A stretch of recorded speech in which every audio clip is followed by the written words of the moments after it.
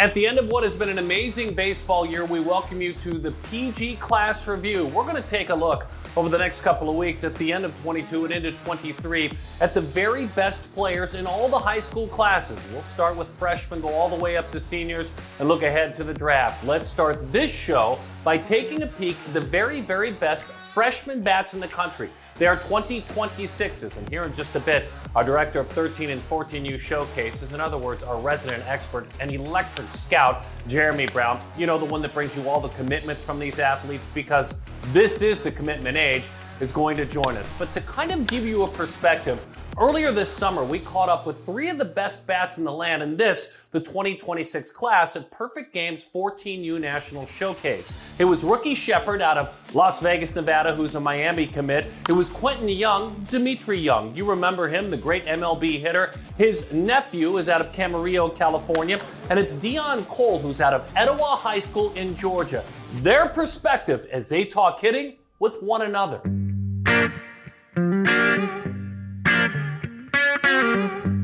Quentin Young, Camarillo, California. I'm Deion Cole from Ackworth, Georgia. Rookie Shepard, I'm from Las Vegas, Nevada. I'm in the class of 2026. Take one.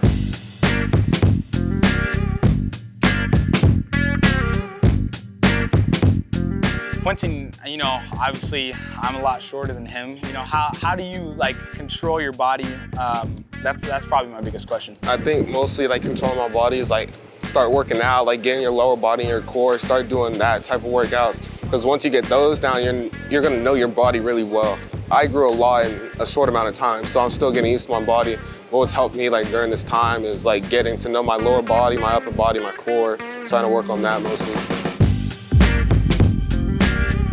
Deion, you know, you have such a great and healthy hack. How do you kind of slow that down? And even with two strikes, how do you control that, you know, just to get a base knock, let's say?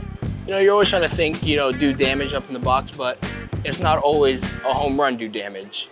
Doing damage could be a single up the middle, runner scores. Whatever the situation asks for, do it. If you need to drive a run in, smack it the other way. Just do what's best for your team, just have fun. You know, seeing Quentin's bat, you know, whenever he makes contact, it's always a loud noise. You're always looking. After he hits it, people are always staring who's that? Who's he? What are you thinking when you're in the box? It's you know what you can do when you get up to the box. You know how you hit because it's you. You've seen what you do and you know what you work on. You know what you need to fix, so just try to do what I can do. And then with rookie, you know, he's a leadoff man, so he's hard to get out. He's always putting bear on ball, minimizing strikeouts, you know, starting the game off hot, hype. What are you working on in the cage to just stay consistent in the box? You know, always hitting the ball, just being a tough out. Really just slowing everything down and just try to have my approach be the other way. You know, because if you can't beat me the other way, you're definitely not going to beat me inside. You know, I believe that I have quick hands, I have a solid swing, you know, so if I can stay in that ball and stay the other way, I can definitely spin on something in and just work on being a complete hitter. The two things I like about these guys, they're complete hitters, you know. They're tough outs, extremely tough outs, and when they do get out, they're loud outs, you know. It's not weak contact, it's pretty much hard contact every time. With Deion, you know, quick hands, you know, quick bat speed, barrel to the ball, great barrel control. You get that 3-1 count, he's gonna take a hack. He's not gonna get cheated at all. And same thing with Quentin, you know, two big, strong athletes, and they're not gonna get cheated at all. The thing to remember is just always have fun, because at the end of the day, it's a kid's game. You never want to take the fun out of it, and the fun is hitting. The most fun of the game is whenever you get up to hit. You always want to hit. Now, you're not really worried about pitching or fielding, you just want to hit, because that's the best feeling in the game. Yeah, it's fun. When you make contact with that ball, it's almost like you don't even feel it.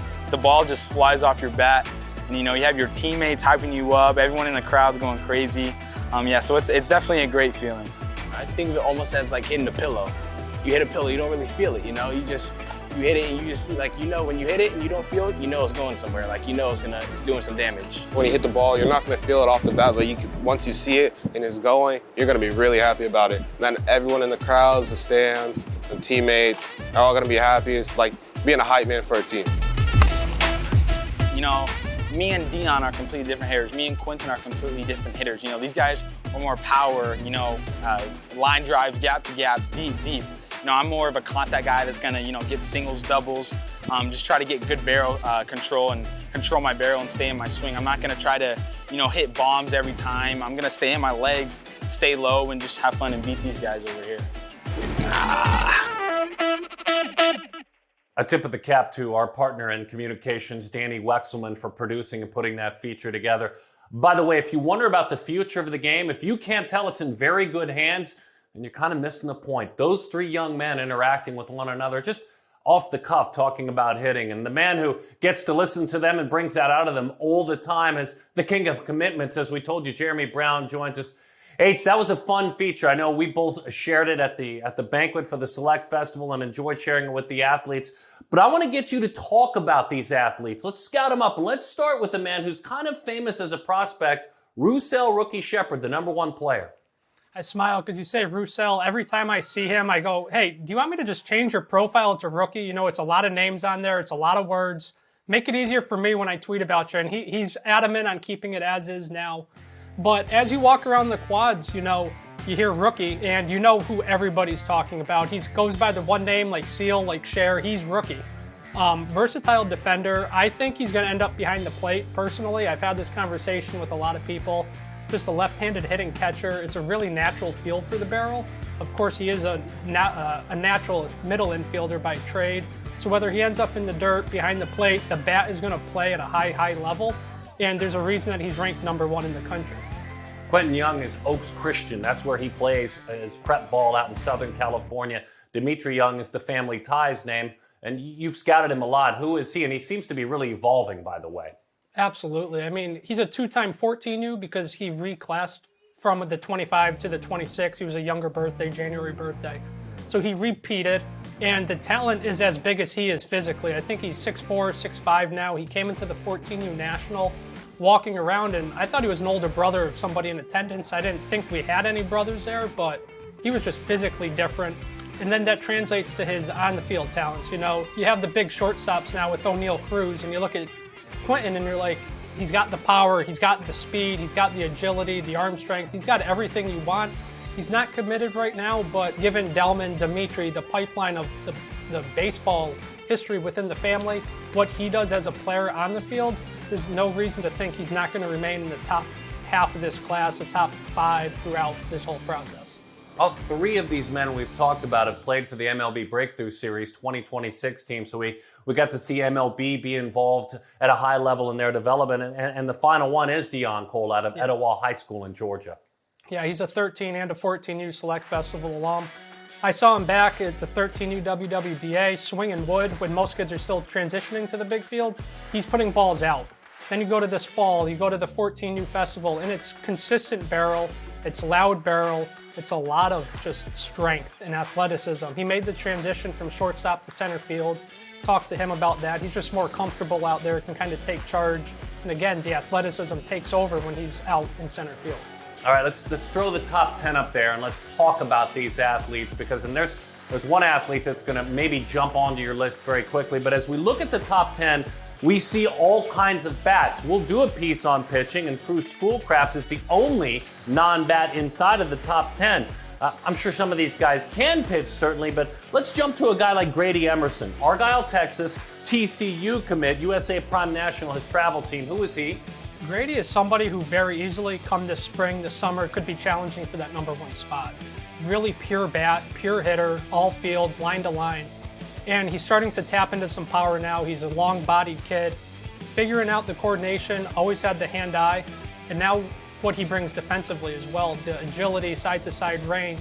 The arm is really taking a step forward from 13 to 14U, so he looks like a complete player as a left-handed hitting shortstop. So I want to talk about Keon Johnson because we've gotten to know the personal side. His mom, Sheena Mingo, has courageously won a battle of cancer a couple of times. She's a single mom. This is a young man who gets all the off-the-field things, and then you've seen him get better and better on the field, right? It's pretty incredible. I mean, we talked through at the opening, like, who do you want to talk about? And you got to talk about the 14U Player of the Year. And every time you see Keon, it's almost a guaranteed barrel, to the point that you don't even video it anymore because it just becomes another barrel for Keon.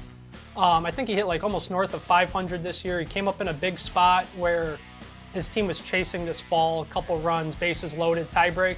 And he comes up and of course he doubles down the pull side line, plates a couple, ties the game. And it's kind of what you just have come to expect out of Keon. It's a unique setup in the box, unique swing with his hands, but he's never not on time. And again, he's another one like Grady Emerson who is really up the defensive side of things and can play anywhere on the left side. You could put him in the outfield. He's going to hate me for saying that because he came up and told me I am a left side of the infielder. I am a shortstop. So I will keep him there. He was really good this fall. And kind of everything Keon does on and off the field is what you want in a young prospect. For story's sake, I want to talk about both Harringtons, but they're both very different players. So Hunter Harrington is a Stanford commit, Cathedral Catholic, and he's ranked 34th in your most recent rankings. And his brother's inside the top 10, Alex Harrington, also a Stanford commit, a shortstop, of course, plays for that Cathedral Catholic team as well. But let's start with our 7th-ranked player. Tell us about Alex Harrington.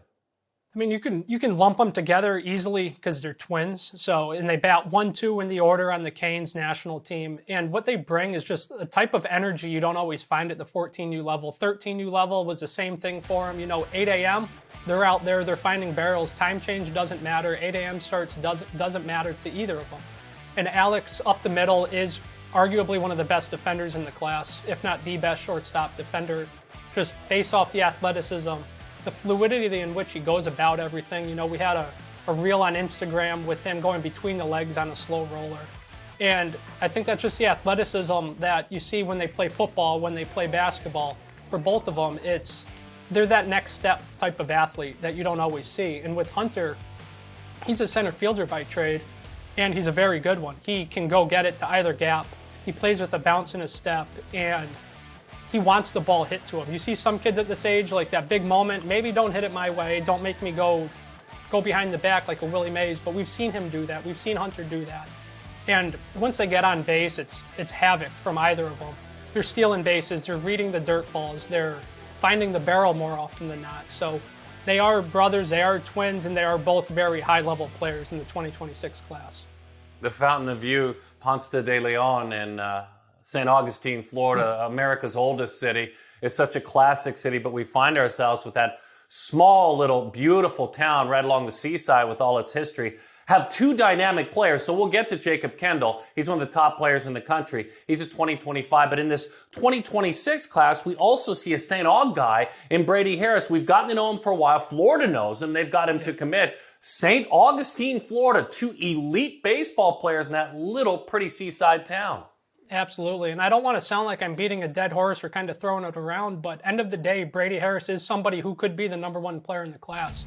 Just with the strides he's made, we saw him at 13U, did the national, did the whole the circuit throughout the summer, the fall, comes out this summer a lot stronger. The athleticism was still there, but he's kind of taken that next step. He's quicker, he's stronger, he's faster, and now he finds himself, I believe, number 10 in the class, maybe number 9. And the bat speed, everything has taken that next jump. It was a no-brainer for Florida. He committed live with us over on Instagram, and like Keon, he's an A-plus kid on and off the field, so for Kevin O'Sullivan, it was a no-brainer. All right, so here's where I want to go. We're about to transition into the risers, but before we do, I need to know where Ethan Bass fits, because he kind of fits in the risers, but he kind of fits in that top club for you. Tell us about Ethan Bass. Yeah, you know, it's hard to say a kid ranked in the top 100, already committed to Illinois, he's an Illinois kid, as being a riser, but from 88, he jumped all the way up to number 20. It was a ridiculous performance in West Palm this fall. Home runs, doubles, triples, you name it, he was hitting it. He pull side, oppo, he really was the standout down in West Palm. Where he ends up defensively, it doesn't really even matter. The athleticism will allow him to transition to wherever it may be. But the bat speed, it's just that long, fluid path that you love to see out of a kid. Leverage, the strength, and it's scary to think that he's only going to get stronger. You know, he was at the All-State game down in Texas, and I was getting texts from all our guys who were seeing him for the first time, like, how high can we rank him? How high is he? Where is he now? Why isn't he higher? So it was a common thread amongst everybody who was seeing him for the first time. So for me, seeing him this summer and then knowing how he's transitioned, he's only going to continue to climb. Nomar Torres, now let's get deep into the riser. Shortstop, catcher, really only 13U eligible out of Hurst, Texas. Saw him at the Select Festival. Nomar makes this list of risers. He does. And so at the 14U All-State games now, the calendar flipped. It was cold in Georgia. He had that mask on, one of those ski masks. He comes up, you know who I am? I said, yeah, I just watched you swing it. And of course, he found 3 barrels, all fields. Like, he was hitting rockets. And he's really good defensively up the middle, and it was a no-brainer there to pick him as a shortstop. But now with the strides he's made defensively behind the plate, you start to think maybe that's where he's going to end up. But at the end of the day, the bat is a carrying tool here. He was hitting line drives both gaps with backspin, so the offensive profile is one of the best at this year's upcoming 14U crop. A top 40 shortstop in the United States, another Texan out of Elgin, Texas. You want us to stop and pay attention to Tyson McFarlin. I don't even have to tell you to pay attention because you're going to see him put down a bunt, hit a liner to center field, and within 3 pitches, he's going to be on third base. The kid plays in fast forward mode. He just wreaks havoc. He was the MVP of the 14U All-State games. A ridiculous athlete. He's not the biggest in terms of physicality. I think he's 5'6", 5'7". Seen video of him dunking on the 10-foot rim. Like, just ridiculous athleticism. And once he gets his name out there a little bit more on the national scene, you're going to know who he is. And if you don't, then you better buckle up. Can you dunk on a 10-foot rim? I can't touch net on a 10-foot rim. No shot. Well said, my friend. I might pull a hamstring, too.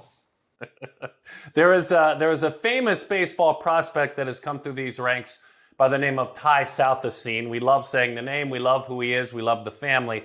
There is another one coming through. I'm intrigued. Absolutely, yeah. So you have Ty, you have his twin brother T, who just committed to Southern California. You have Tate, and you have Troy. So we've had a Southesine what seems like in the last 5 classes. It's been a span of them. They're all very good. They're all going to be D1 types.